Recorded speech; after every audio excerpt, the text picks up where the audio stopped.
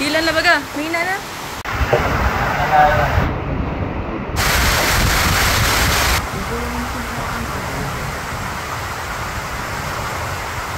Liwanag na mga kahanap.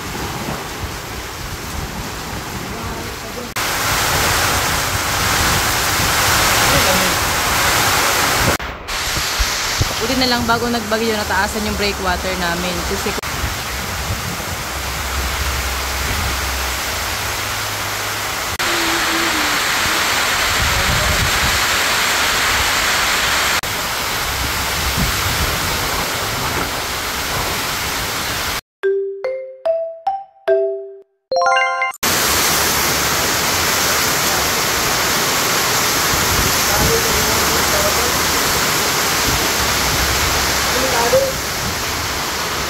may tali yan. May pa o. Ang sa kabila may tali din. Yung mga mahalagay din yung bungad.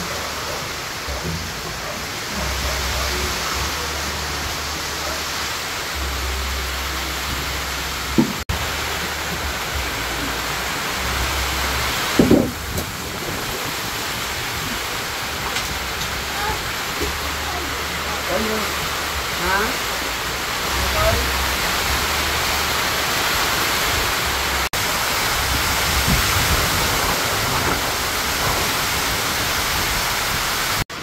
Basket na lang naman yun. so yung mga kahanap. Maulang tanghali. Wala ng araw kasi grabe ng ulan. Kahapon pa lang. Nag-uulan. Lakas pati ng hangin. Wala pang tumatagong bangka ito. Lahat ng bangka eh. Yung mga bangka na dapat itatago ay hindi pa rin itatago.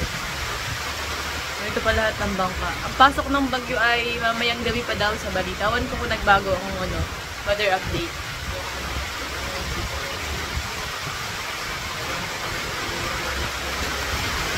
Grabe ang ulan. Sabi, wala naman daw wind signal dito sa amin. Pero lakas. Ano yun?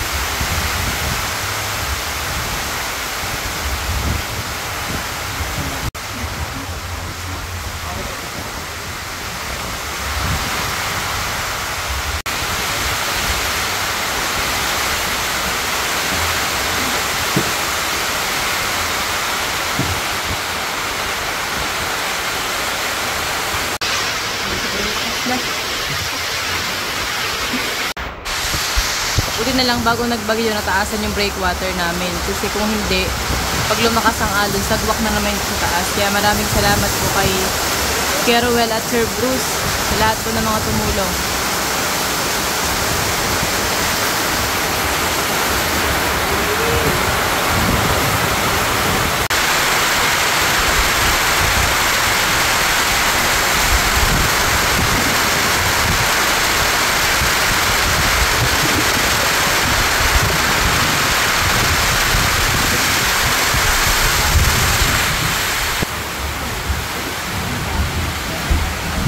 Hindi nakita ang San Rafael.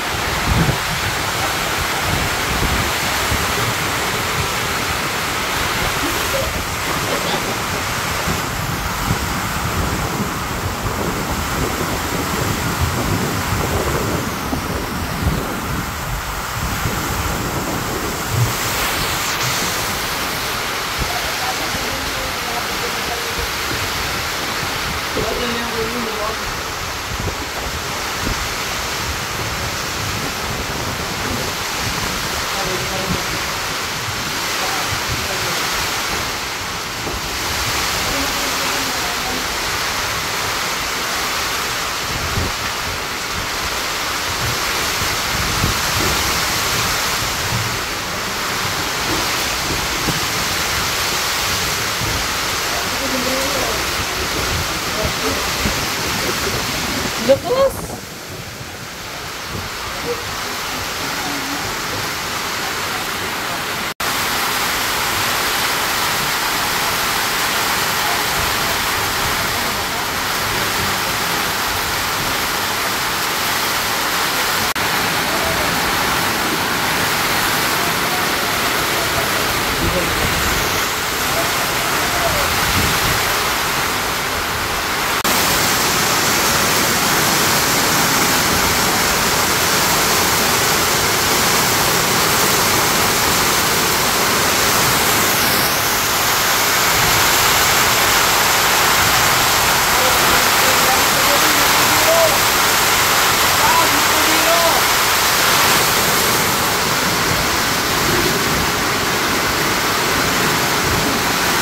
Lakas na.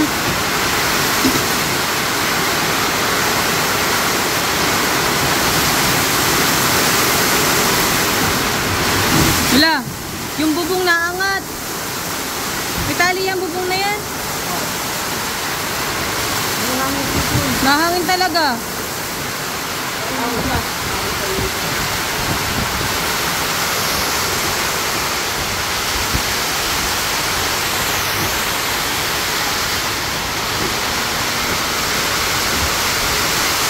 Wala pang tumago ng mga bangka.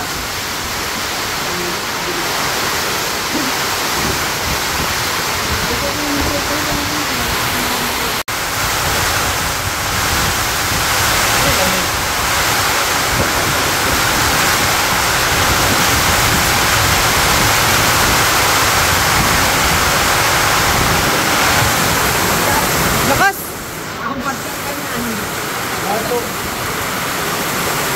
Grabe ang lakas! Hindi kayo makalipang maganda yan. Naangat na talaga, Miguel.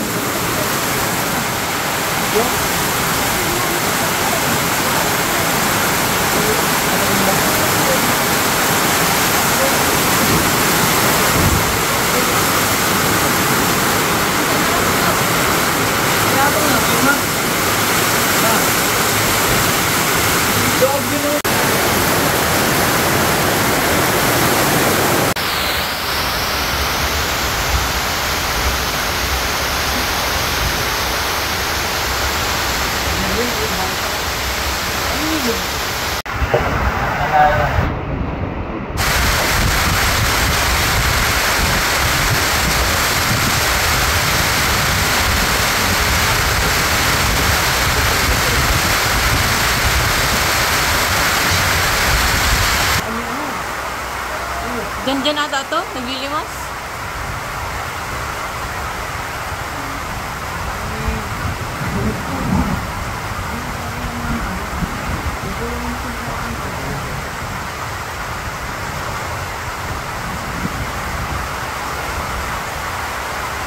Kasama, ganito.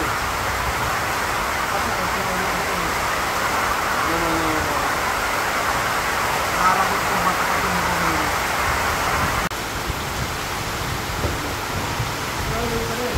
Tilan na baga? Mahina na?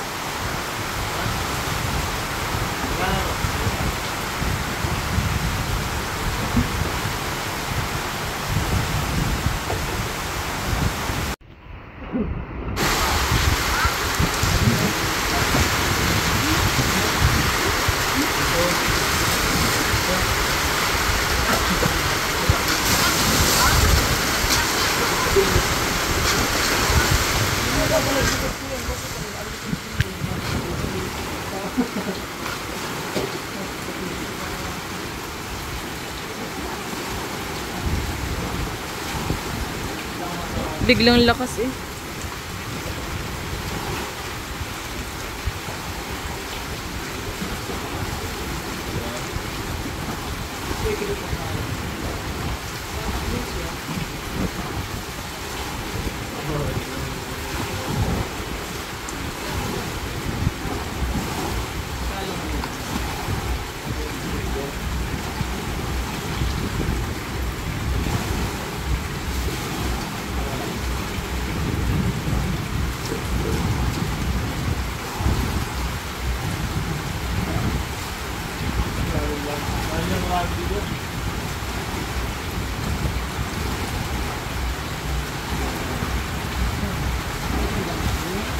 Kinumbang kayo nasa malayo na yun?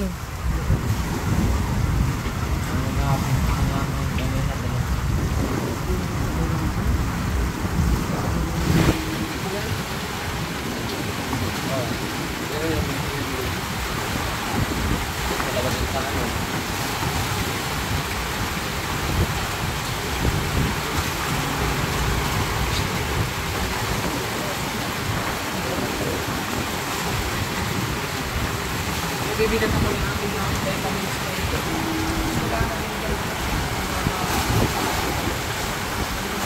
Salis na sa mga mo.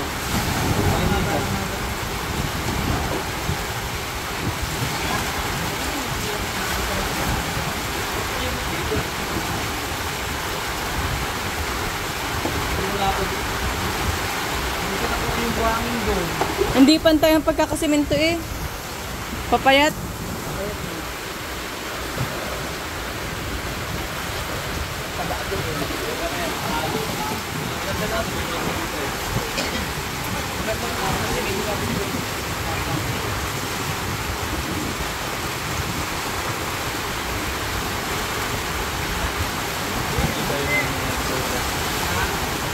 Liwanag na mga kahanap.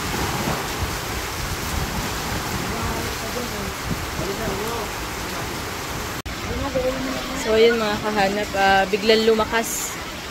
As in, lumakas bigla yung hangin at ulan, tapos dagat. So baso. Tapos yung mga bangka ay hindi pa natatago kasi wala pa namang tumatago ng bangka eh. At natataguan pa na sana ng bangka. Pero pahibas naman po ang tubig kaya hindi nakakatakot sa malalaking alon. Sana yung tubig ay hindi na lumaki. Pero mas nakakatakot siguro yung mamaya kapag tumaib ng gabi tapos malalaki yung alon. Kasi may banta ng storm surge eh.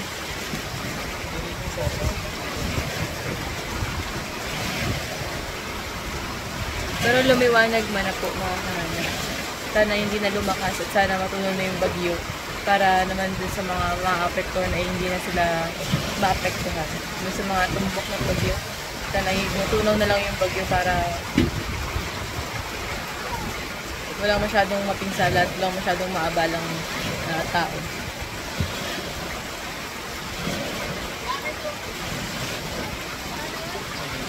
Pagkatapos naman ng sobrang lakas mga kahanap, lumiliwanag naman siya kasi sa basko lang naman siya. Yung mga tao dun eh.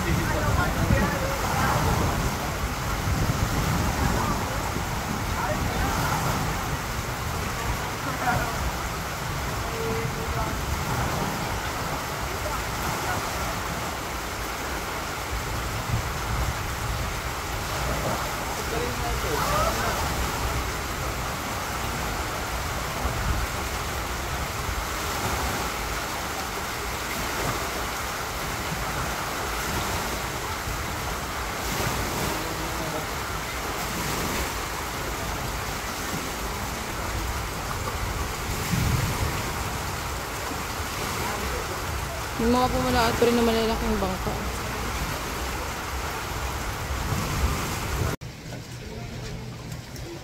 And mga kahanap, good morning. Hindi pa ako nag-relax. Today is the day, November 4. Happy birthday kay Kuya Noli. Sa lahat ng mga may birthday ng November. So kanina sobrang lakas ng hangin at ulan. Tapos ngayon yung alo naman, mapapansin nyo. At maririnig nyo yung sagwak nung alon. Pero ang kagandahan dito guys ay pahibas na po yung tubig. So hindi na siya lalaki. Hindi na siya sasagwak dito sa breakwater namin sa bahay. At mag-iingat po yung lahat ng atumbok po ng bagyo na signal number 4 po sa Leyte. Mag-ingat po kayo dyan. Huwag po natin kalimutan na ipagdasal po din natin sila. Ayan. Buwahana. Dilim doon sa kabilang part na yun. Ito maliwanag. Sana ay matunaw na lang yung bagyo kasi pag ganun kalakas yung bagyo, signal number 4 ay madaming maapektuhan pa. Kaya sana matunaw na lang yung bagyo.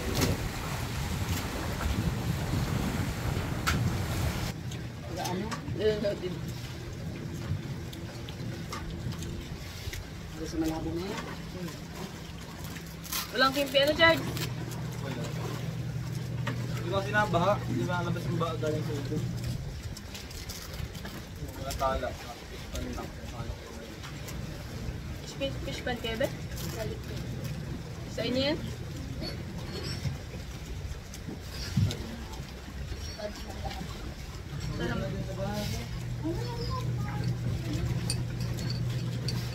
Yung pinag-ano ka ni Miguel, pwede niya pagsabi niya.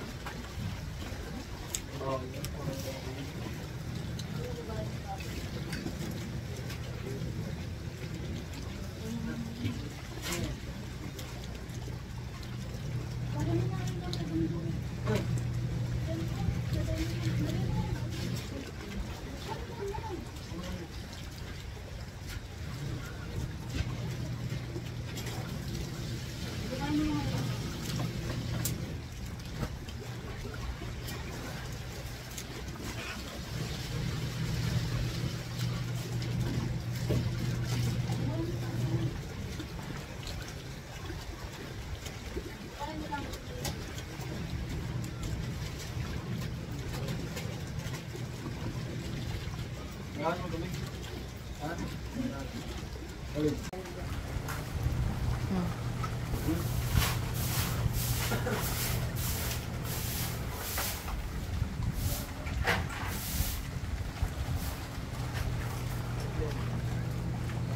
So yun mga kahanap.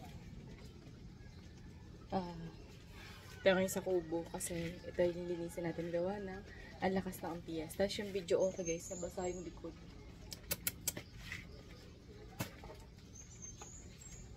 Kinuha natin din.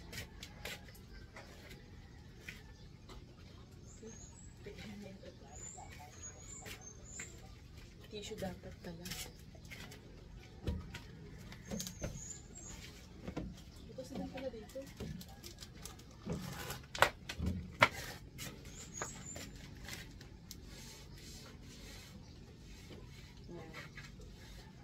Kahapon pala po ay may pinuntahan kami kasi sa lugar namin may dumuong na barko.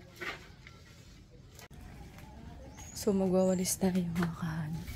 Hindi naman totaling madumi. Yan. Tapos sa taas. Mamaya natin nakita yan.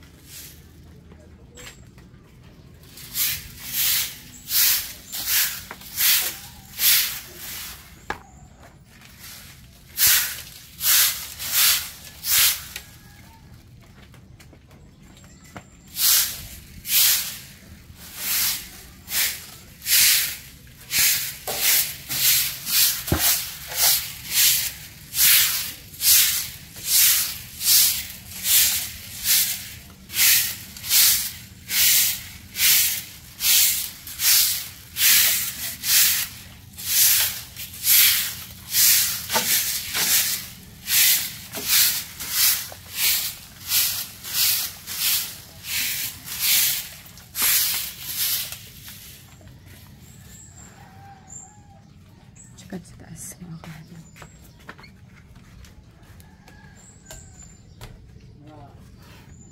Tingnan niyo naman yung aking lock.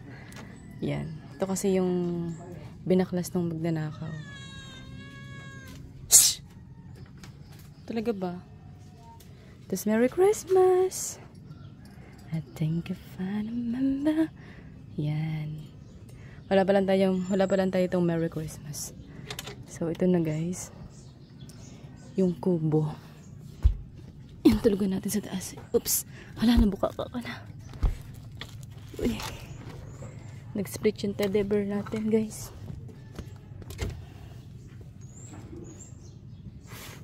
So hindi ako nagagandahan sa kulambo, pero kailangan kong magkulambo. Kasi nga